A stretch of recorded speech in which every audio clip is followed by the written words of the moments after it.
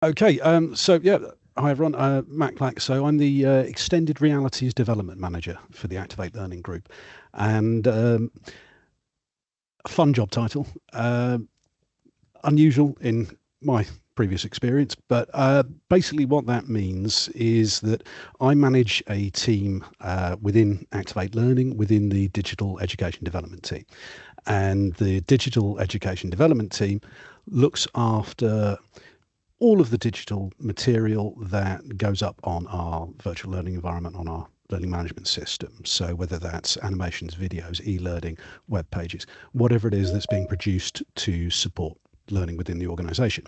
My little slice of that world is specifically we build, develop, deploy virtual reality, augmented reality, and immersive multisensory experiences throughout our group and externally.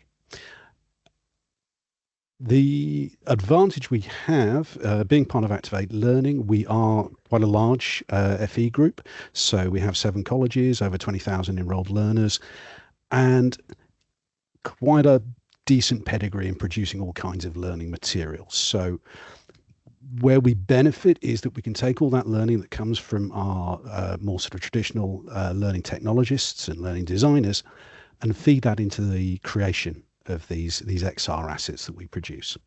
And one of the themes I'll keep hitting as I go through the presentation is about curriculum alignment. And because we are part of an education group, because we are educating students every single day, we have as a focus producing quality, educationally valuable experiences that align with topics, align with curricula. And given that we have such a wide spectrum, such a diverse body of students, we work closely with faculty to make sure that all our developments are led from need. So they are needs that have been identified by and come out of the faculties, and we can test our experiences with the students to make sure that they are delivering what we want to in terms of learning objectives.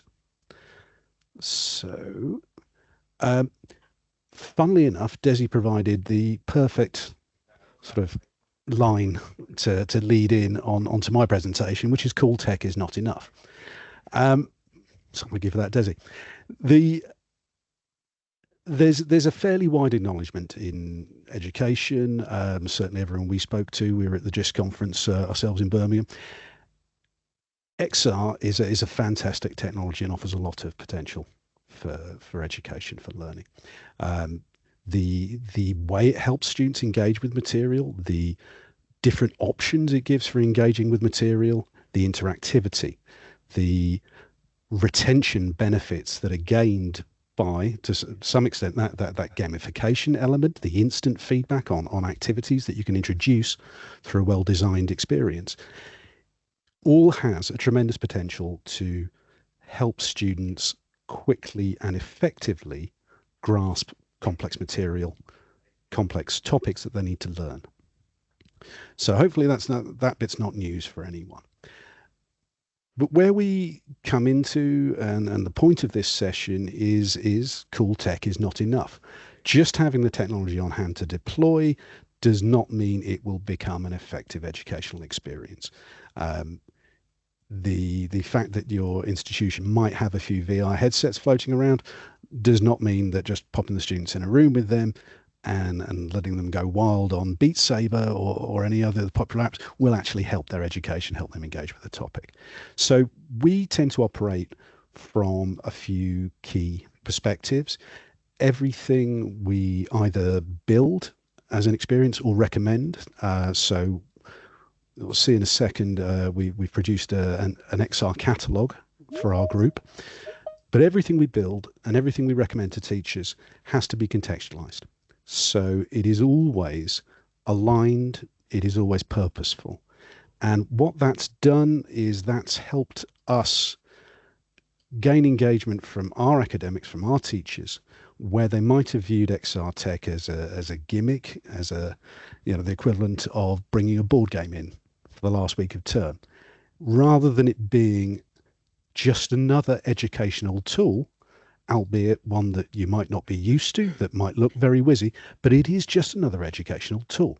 So by contextualizing the XR assets that we make available, that we recommend, we've helped our teaching body recognize that this tech has a very useful role to play in their own lessons, in transmitting the information that they're trying to impart to their students. But obviously from that, key is asset selection, and key is also lesson planning. Cool tech is not enough. So I'm just going to talk briefly about the asset selection side. So because this is so key, you know, it's the equivalent of running a lesson and deciding at the last minute you're going to show a video and popping on YouTube and just doing a quick search to see what you can find. It's not going to be as effective as knowing what you're intending to use and what you're trying to get from that. What are the outcomes you're looking for, educationally speaking, from deploying that piece of tech, deploying that experience to those learners. So we have created for internal use an XR catalog that covers virtual reality experiences, augmented reality experiences, and immersive room experiences. And that includes both experiences that we found, ones that we've been searching from SideQuest, Quest Store, the immersive catalogs that come with the immersive rooms, 360 videos as well, which VR headsets are very useful for displaying, but also some of the assets that we've created ourselves as a development team. That catalog is a living document. Obviously, as a team, we are building these assets continually, but we are also seeking out, finding, validating, very importantly, and recommending these assets the whole time. So we are always talking with our faculties, finding out what the gap is, and that conversation very much focuses around what are the topics within what you're trying to teach that you find students struggle with. What do they fail to grasp? What are the spatial relationships that they might be struggling with? What are the 3D relationships that they might be struggling with? The process, the flows. These are all topics that XR tech is extremely good at helping students get their heads around. So everything's curriculum aligned. We've made the catalog searchable, and we're currently working on integrating it with our in-house AI, Alea. Maybe something that some of you have heard about. We actually won an award for it at the Learning Awards, Best Use of AI. But Alea will relatively shortly, be able to, when teachers are using that to create their lesson plans, Alea will be able to recommend an XR asset from our catalog for inclusion, because one of our strategic goals as a team is to try and get an XR asset aligned with every course that's offered throughout our group. We think it's important that students get a real opportunity to try this tech and embrace it, see the difference it can potentially make to them. Just to give you an idea of what I mean when I say we develop our own experiences, I've got a couple of videos, just short videos to show you. Hopefully the sound will come through, but it's not crucial if it doesn't. So this is one of our virtual reality apps. So we created this initially to support our early years T-level. So it focuses on helping students understand the signs of abuse component of the curriculum. So I'm just going to play this now.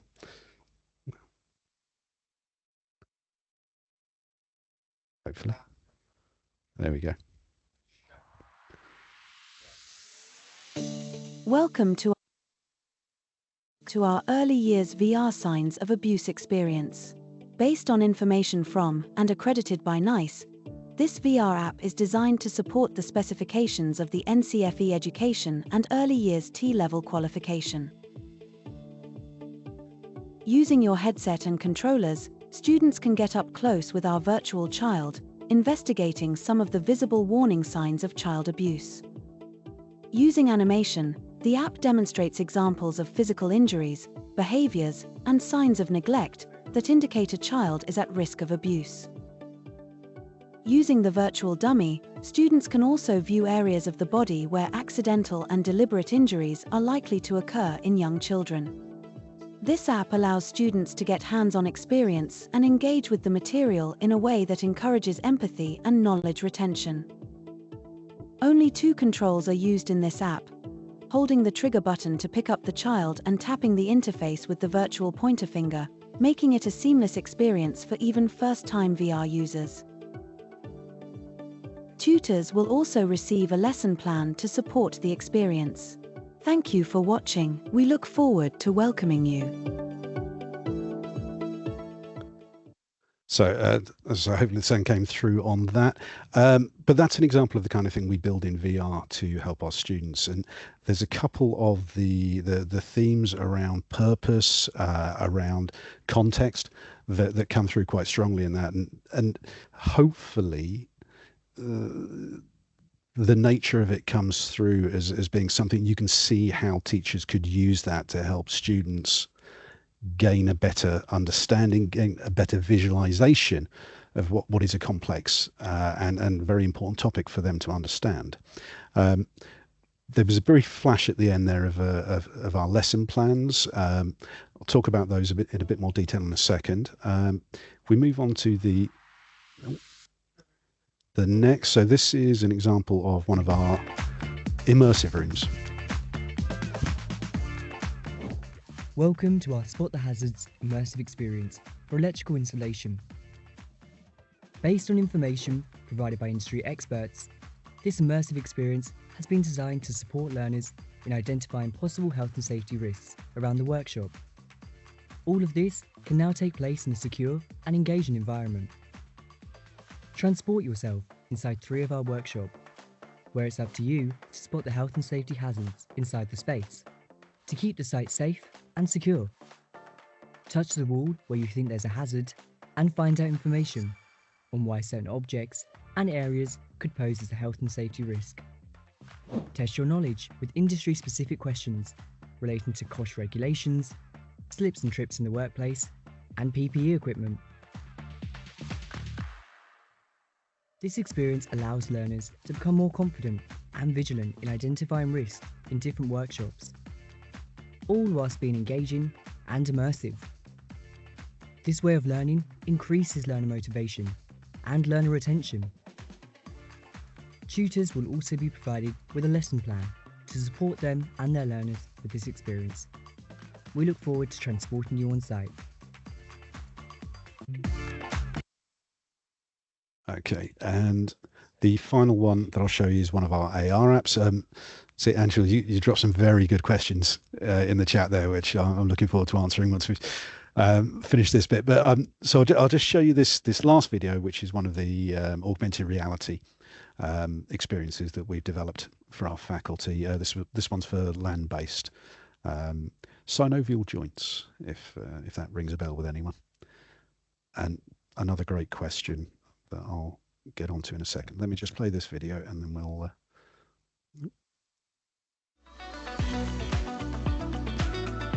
Synovial Joints AR. Discover the future of learning with Activate Learning's new augmented reality experience, Synovial Joints AR. Using the Adobe Aero AR platform, your students can now explore the 6 types of synovial joints in the body like never before. From the hinge joint to the ball and socket joint, see how each joint works in stunning 3D. In addition, the experience comes with a ready-made lesson plan, a set of 3D printable model files, as well as an assembly pack for users of alternative AR platforms. Bring anatomy to life with augmented reality. Available now from Activate Learning, Digital Education, and AI Services.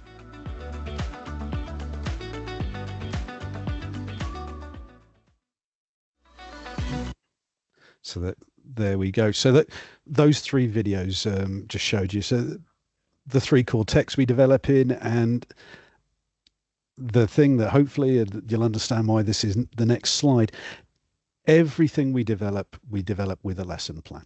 So cool tech is not enough. The experiences on their own are great and valuable, and they are built sort of inherently to be educational.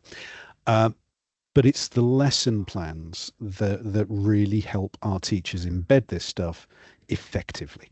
One of the questions Angel's popped in the chat was about how do we evaluate the success, and very simple. We tend to do a pre and post confidence and knowledge check. I can share a little bit about that when we get chatting about that in a second. But these lessons, the important thing is that we aren't just saying get kids into a room, play the tech, happy days, go home. These lesson plans are about making sure that this isn't a gimmick, this isn't a treat, an outing. It's a lesson. It's a proper lesson, and all of this tech works best when you can embrace the novelty, but without that novelty becoming a distraction for the students. So controlling their experience such that it is guided in exactly the same way as you do in any other lesson.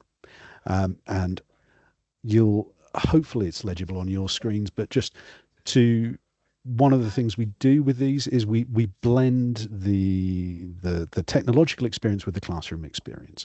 So it's about having group activities as well. It's about having discussions, gaining feedback. All these things help the experience of the tech embed and be retained and feel less like a woohoo, what a lovely game, and more like, oh, I've learned something today. So the sort of the main takeaways from our perspective, our experience of using this stuff, deploying this across our colleges, these are the sort of the key things that we think are helpful to spread around. So firstly, the XR asset selection, align it with the curriculum needs, and I'll broaden curriculum needs there into student needs, learner needs. So we provide a considerable amount of support to our life skills faculty. And you can find an awful lot of VR, 360 video, immersive if you have the tech, a lot of experiences that are tremendously valuable to our life skills students and more broadly in terms of stress release, wellness, just keeping a calm pattern to the day. Prepare and familiarize yourself and learners. It really is very important that no one's going into this blind, that you're not just optimistically hoping that the XR asset that you're choosing to deploy in the next lesson works fine. As a teacher, it's important to know what that asset involves, what teaching that with that asset involves, what the outcomes you're looking for are. And that way you can brief the students so that you can, as I said, retain the benefits of the novelty, the excitement of the experience, but without having them be distracted by, woo, look, a headset. And that contextualization that I mentioned, using XR, it is tremendously powerful when used in the right way, and it's a distraction if used in the wrong way. So where they struggle, where they resist a given topic, you can effectively use XR to get the learners across that bridge and into the topic. They'll be learning before they even know it. And that's one of those powers of this technology. The fourth point about facilitating participation and reflection, that's again, and comes into part 5 here. That's about blending this with the classroom experience, making sure that this isn't just an isolated woohoo tech. This is a lesson. We're just using a different delivery model. And having that feedback, having them ask, question, reflect, all helps them build their understanding that they've gained from the topics, all helps them remember it, retain, and think about the things that they've learned in a far more productive way than, oh, well, that was fun. And finally, point 6 there, the gather feedback and continuously improve. And that will be a teaching grandmother to suck eggs kind of point. But with any deployment of education, you want to know that it's working. You want to know if it's not working, why not? If it is working, why? So using this with students, asking the students to let you know what worked in that, what didn't work in that. Should we have done more prep beforehand? Should we have done less prep beforehand? Student bodies differ, learning styles differ, learning preferences differ. So keeping that dialogue going with the students, and in our case as developers with the teachers, helps us make sure that what we're building is on point. and is going to achieve the learning objectives that we're seeking when we build any of this material. And then just a final sort of more fun example. We're fortunate enough as an organisation to have 3 interactive immersive rooms. And while I did say the best XR, the most successful XR is built when you're building it specifically to curriculum, what amazed us with not just immersive, this is just one of the examples I happen to have, but with all of this XR tech, with a bit of thought and a bit of creativity, it's amazing what people can come up with to support their learning objectives, whatever those learning objectives might be. So just to run through a few of these, we had media students using the immersive room as a green screen. Because it's floor-to-ceiling wall projectors, they could put themselves in a new environment, fill themselves in that new environment. That wasn't something we suggested, that sort of organically came out of the media team's recognition of what the technology could do. We had art and design students actually sitting within an artwork, so they could draw that themselves, sketch from their own perspectives. I mentioned well-being and wellness. We have tremendous use of these rooms coming up to exam season as we are now. In fact, we've been having meetings just this week about making the rooms available for stress sessions. Conscious want to leave some time for questions, so I'll skip through a couple of these. One of my favourites is our Guildford College. We have a Dungeons and Dragons club, and they now have a regular booking for the immersive room. They found a background for a medieval inn. So they set up their tables in the room and just play a background across the walls of a medieval inn with a roaring fire and that sort of thing. It's just great fun what people come up with when they're given freedom to sort of imagine what they can do with this technology. I think that's probably enough to say about those. Similar to Desi, more than happy to talk with this stuff. You may have noticed I get enthusiastic about some of this technology. I love talking about this. I think XR tech is amazing and its potential is amazing, and I love talking about how we can use it more in education. So my email's on the screen if you'd like to talk about XR, if you would like to know about some of the XR assets we've created, or if you've got ideas for XR assets that you'd like created, we can talk about that as well. So thank you for listening.